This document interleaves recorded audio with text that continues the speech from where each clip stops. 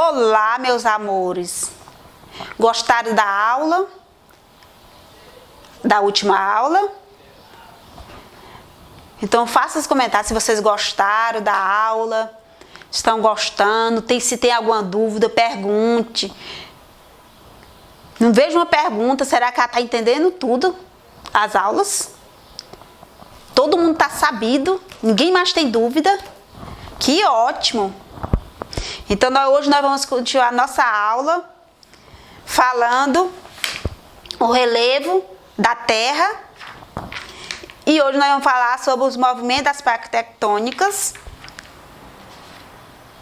sobre a formação do relevo, as dobras e falhas, os agentes modeladores internos. Nós vamos ver hoje na nossa aula. Então fiquem atentos. E a tia vai corrigir a nossa atividadezinha na página 66, que foi para casa, não foi? Então vamos lá, nossa correçãozinha. Depois a gente continua a nossa aula com o restante do texto. E agora, correção da página 66. Exercitando o que aprendemos. O que aprendemos no texto que a gente viu, são os movimentos das placas tectônicas. Nós vimos a camada litrosfera, que é a camada mais rochosa da Terra. Nós vimos a deriva continental. Nós vimos a estrutura interna da Terra. Então, vocês leram o texto, viram novamente o vídeo, tiveram dúvida para responder a atividadezinha na página 66, ou não tiveram dúvida, aí hoje a tia vai fazer a correção dessa página, porque hoje nós não vamos finalizar o nosso capítulo, na próxima nós ainda vamos falar sobre ele. Então vocês pegam o livro, sempre assisto a videoaula com o livro do lado, para facilitar a correção da nossa atividade, para não sair correndo para pegar livro. Todas as vezes que for assistir aula, coloque logo o livro do lado, para facilitar a correção. E também acompanhar o que a tia está falando. E marcando no texto de vocês. A tia sempre não pede para você marcar. Então, continuo marcando o que é importante, tá bom? Então, vamos para a nossa primeira questão. Relacione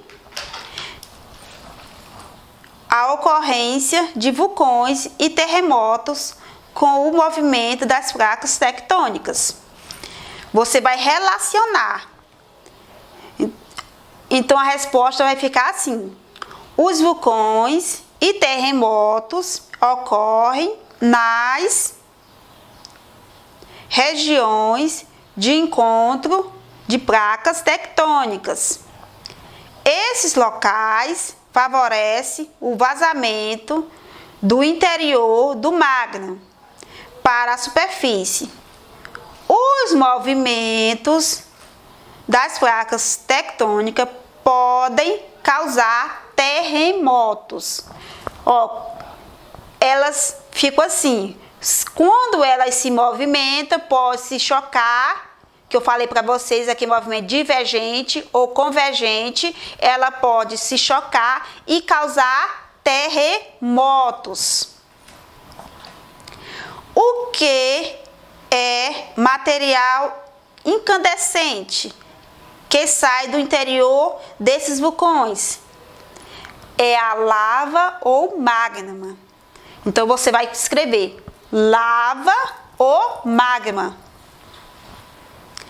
Na terceira questão, você vai marcar a sequência correta. A sequência correta é litrosfera, atenosfera, mesosfera, núcleo interno e o núcleo interno. É a letra A.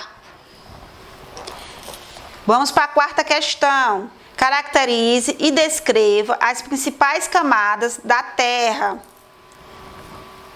Não tem a letra A, que está núcleo interno, que tem escrito núcleo interno? Você vai responder o que é núcleo interno. É a camada mais profunda do planeta que se encontra no centro da Terra. O núcleo interno tem formação sólida, consequência de pressão que sofre das camadas superiores. Se tiver dúvida, se não conseguir acompanhar a tia lá na leitura, você só volta no seu capítulozinho, na página 56, e só pegar a resposta do texto. Tá bom? Fácil, fácil, fácil. Letra B. Núcleo externo. Composição parecida com o manto. Viscosa ou semilíquida. Manto. Situado abaixo da crosta terrestre. Uma parte encontrada em forma líquida, ou seja, na mesma forma do magma, dos vulcões, aí pontinho, aí você continua a resposta. Por isso, uma parte da litosfera se encontra em movimento. O manto, uma parte da litosfera se continua se movimentando. A crosta é a camada sólida e a superficial. Então, ela é camada sólida e superficial de nosso planeta. Encontra-se acima do manto e compõe apenas 1% do volume total da Terra. Essa é a crosta. Olha, é tão bem fininha. Lembra do videozinho que parecia uma casca de ovo? De tão fina que ela é a crosta. Ó, só é 1% do volume total da Terra. Bem fina. No vídeo você pode observar como a crosta, ele fez uma comparaçãozinha com a casquinha de ovo, de tão fina que ela é, a nossa crosta terrestre. Então, na próxima aula, a tia vai dar continuidade com o nosso capítulozinho, né? E continuar com a correção, com as atividades que vai nesta semana, que vocês vão receber na segunda-feira, a tarefinha de casa. E nós vamos continuar falando sobre os movimentos das placas tectônicas e os agentes modeladores internos. Nós vimos que os internos é o que acontece no centro da nossa Terra, dentro da nossa Terra. Externo é o vento, a chuva, que acontece fora. Nós estamos falando dos modeladores internos, que é o terremotos, que é os vulcões, que acontece dentro da nossa Terra, dentro do solo, do subsolo, que o movimento das placas tectônicas, os modelagens dos agentes internos. Externos é o vento, chuva. Nós estamos falando dos modeladores internos, que é os terremotos, vulcões. Tá bom? E até a próxima aula, meus amores. E aí, galera, beleza? Aqui é o professor Adriano do Geografia Visual e nessa aula a gente vai entender como o relevo se forma. As formas atuais do relevo terrestre resultam da interação de fatores internos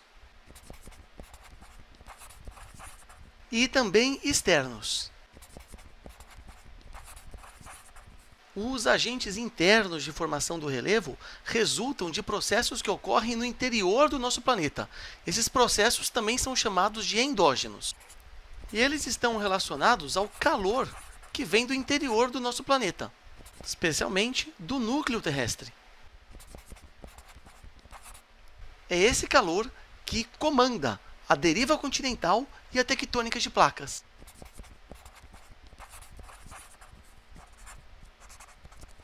Do outro lado, nos agentes externos, nós também temos o calor como motor dessas forças que formam o relevo. Esse calor, no caso, provém da energia do Sol. Essa energia é a que comanda o clima e, consequentemente, o intemperismo que a gente vai estudar na aula de hoje. Então, é importante que a gente saiba que existe essa interação entre os processos que acontecem externamente, ou seja, os exógenos, e também aos processos que ocorrem internamente, ou seja, os endógenos. Vamos entender então como funcionam esses processos externos, esses agentes externos que atuam sobre o relevo terrestre. Como eu disse, o relevo está exposto ao clima. Então, aqui embaixo, eu vou desenhar uma forma de um relevo qualquer que está exposta a alguns agentes externos, como ao calor, a água, o vento, o gelo e também agentes biológicos.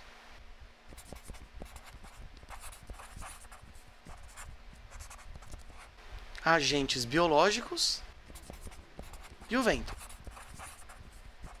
Todos esses agentes atuando sobre a rocha causam a sua desintegração. E esse processo de desintegração recebe o nome de intemperismo. E a gente ainda pode separar esse intemperismo em 3 formas. O intemperismo físico, causado pela desintegração mecânica da rocha, como, por exemplo, a água quando congela em fissuras da rocha e acaba expandindo e fazendo com que essa rocha seja quebrada. Temos também o intemperismo químico, como, por exemplo, a água agindo como um solvente dos minerais da rocha, e o intemperismo biológico, causando a desintegração da rocha por meio da interação com seres vivos, com plantas. O interessante é que essa rocha exposta a todos esses fatores externos torna-se friável, ou seja, ela é decomposta em fragmentos, em pó. E aqui a gente pode desenhar alguns fragmentos. Esses fragmentos formados continuam sobre a atuação dos agentes externos, pois a água da chuva, o vento vão carregar ele. Esse processo de transporte recebe o nome de erosão. Esses fragmentos de rocha podem ser carregados pelos rios, pela chuva, pelo mar, pelas geleiras, pelo vento.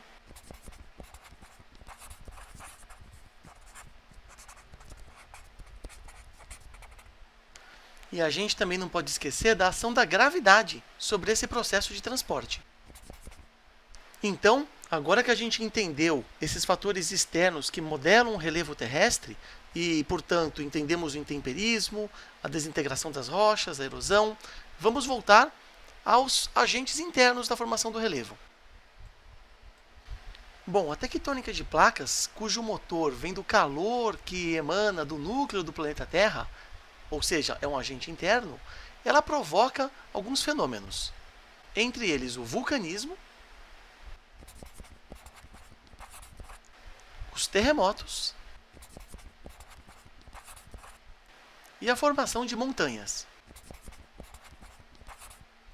Os vulcões e os terremotos ocorrem em áreas instáveis da superfície do nosso planeta, especialmente na borda de placas tectônicas. Tanto os vulcões como os terremotos são exemplos das forças oriundas de dentro do nosso planeta. Os terremotos liberam uma grande energia, que é medida por meio da escala Richter, que vai de 1 a 10. O terremoto mais potente e destruidor é o que atinge níveis próximos a 10. As montanhas são resultado do choque de placas tectônicas que só erguem o relevo, formando então o que a gente chama de dobramentos. Esses dobramentos, portanto, oriundos de choques de placas tectônicas, são resultado de movimentos horizontais. Esse movimento recebe o nome de orogênese. E falando em uma escala de tempo geológico, é um processo que ocorre rapidamente. Bom, mas o processo todo de movimento de tectônica de placas também produz movimentos verticais, que são movimentos mais lentos. Há exemplo da formação de escudos, como o escudo brasileiro. É importante notar que esses movimentos lentos ocorrem em áreas mais estáveis da superfície terrestre, enquanto que esse processo de orogênese ocorre em áreas instáveis, justamente na borda de placas, onde há vulcões, terremotos.